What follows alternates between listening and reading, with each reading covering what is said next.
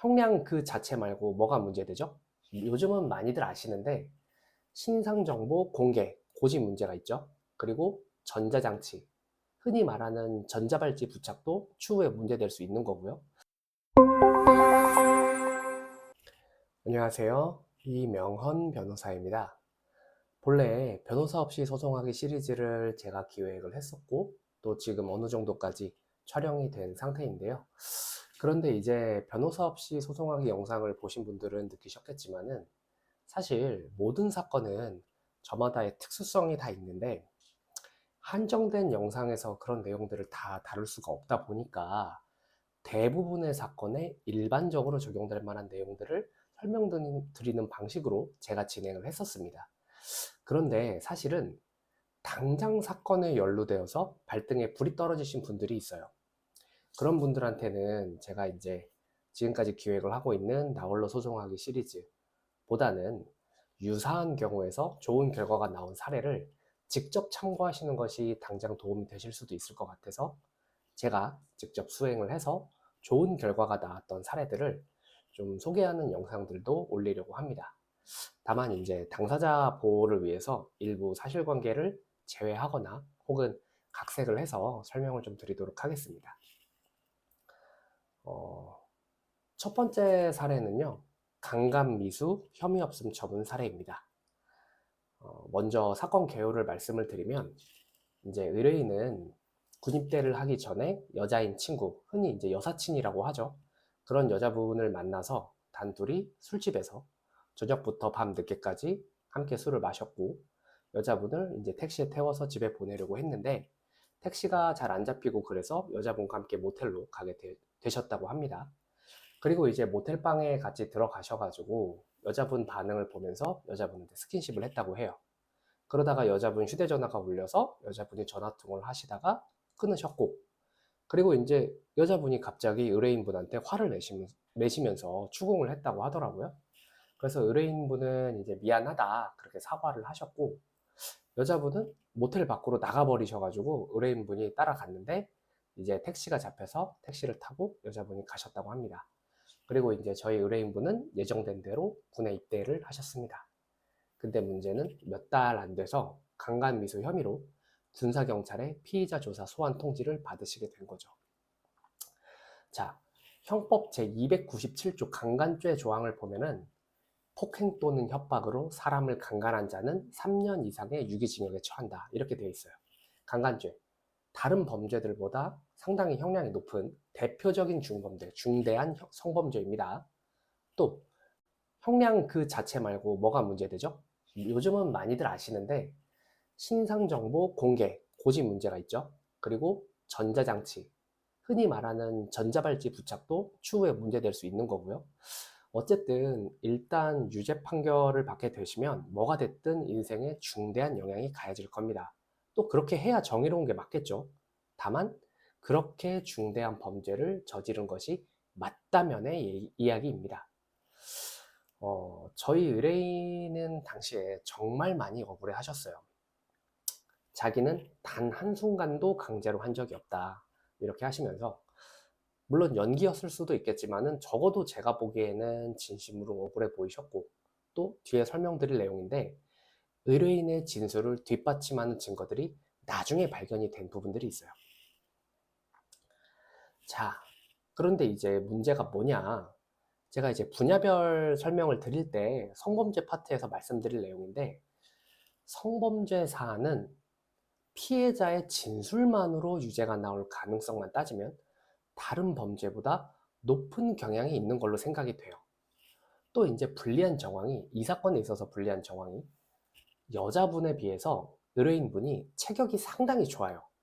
그리고 적어도 객관적으로 드러난 증거, 예를 들면 이제 카카오톡 대화 내역 같은 거를 기준으로 했을 때 두 분이 사귀거나 하는 정도의 사이까지는 아니시거든요. 자, 그런데 반면에 의뢰인께서 확보 가능하셨던 증거는 조사 전 기준인데 두 분이 언제 어디서 함께 술을 마셨다, 같이 모텔에 갔다 정도를 뒷받침하는 정도였어요. 당시에 이제 의뢰인께서 의견을 주신 것 중에 여자분이 사건 얼마 후에 마치 평범하게 지내고 있는 듯한 정황이 있어가지고 이게 본인한테 유리한 증거가 되지 않겠느냐 이런 의견을 주신 게 있는데, 이 부분은 제가 다른 영상에서 설명드릴 기회가 있겠지만은 굉장히 조심스러운 부분이에요. 여하간 의뢰인분이 억울하다는 점을 직접 뒷받침할 수 있는 증거가 마땅치가 않는 거죠.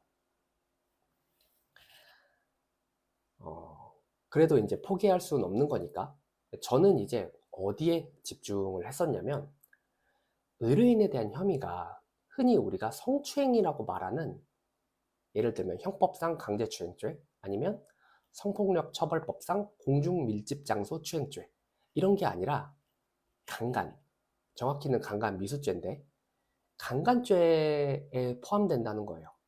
아까 말씀드렸듯이 강간죄는 폭행 또는 협박으로 사람을 강간해야 성립하는 범죄입니다.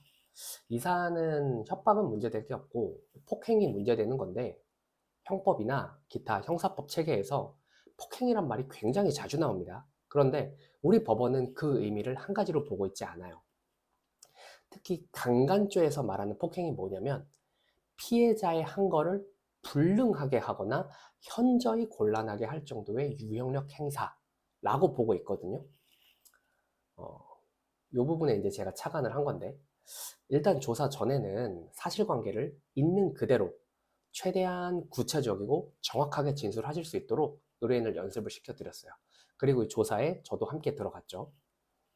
당시 군사경찰 수사관이 CCTV 화면하고 여자분이 사건 직후 의뢰인하고 대화한, 의뢰인이 사과하는 내용이 녹음된 녹음 파일, 이런 것들을 군사경찰 수사관이 의뢰인분한테 제시를 했었어요. 이제 피의자를 압박을 하면서 제시를 한 거죠. 그런데 제가 그 내용들을 잘 보니까 CCTV 상태상 여자분이 모텔에 들어가실 때 상당히 멀쩡해 보이시는 정황들이 있었거든요. 그리고 사건 바로 직후라는 그 녹음 파일에서 오히려 여자분이 의뢰인을 추궁하고 있었던 거예요.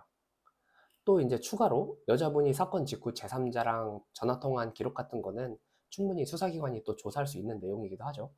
자, 이게 이상한 거죠. 예를 들면은 여자분이 술에 취해 있어서 가벼운 유형력 행사에도 저항이 어려우신 상태였다가 점점 술에서 깨어서 드디어 저항이 가능했고 항의를 했다, 이런 상황이 아니라 처음부터 그다지 술에 취해 있어 보이시지도 않고, 그리고 만약 체격적으로 훨씬 우월한 의뢰인이 여자분에 대해서 한 거를 불가능 혹은 현저하게 곤란하게 할 정도의 폭행을 가했다면 그 여자분으로 하여금 제3자로부터 오는 전화를 밖에 내버려 두는 게 자연스럽냐, 이런 문제도 있고, 또 그 바로 직후에 내 저항을 거의 불가능해 할 정도의 폭행을 가한 의뢰인에 대해서 추궁을 하는 게 이게 가능했을까? 그 바로 직후에 이런 의문이 생기는 겁니다. 그래서 이런 내용들을 잘 정리를 한 변호인 의견서를 작성을 해서 수사기관에 제출을 했습니다. 결국 이제 군 검찰 단계에서 최종적으로 혐의 없음, 증거 불충분 처분을 받을 수 있었고요. 의뢰인은 이제 일상으로 돌아가실 수 있게 된 거죠. 다행스러운 일인데, 제가 변호사 없이 소송하기 형사사건 가해자편 사실관계 다툼에서 다룬 내용인데, 수사기관에서 피의자 조사를 하면서 제시한 증거들 속에서 오히려 피의자 본인한테 유리한 증거를 찾을 수도 있다. 그에 대한 사례가 될 수 있는 그런 사안이었습니다. 그런데 사실은 지금도 가끔 생각을 해요. 만약 죄명이 이렇게 폭행을 한정적으로 바라보는 그런 강간죄가 아니라 추행 종류였다면, 또 만약 이런 녹음 파일 자체가 없었다면 사실은 결과가 조금 달라졌을 가능성도 있지 않겠나, 그런 생각이 듭니다.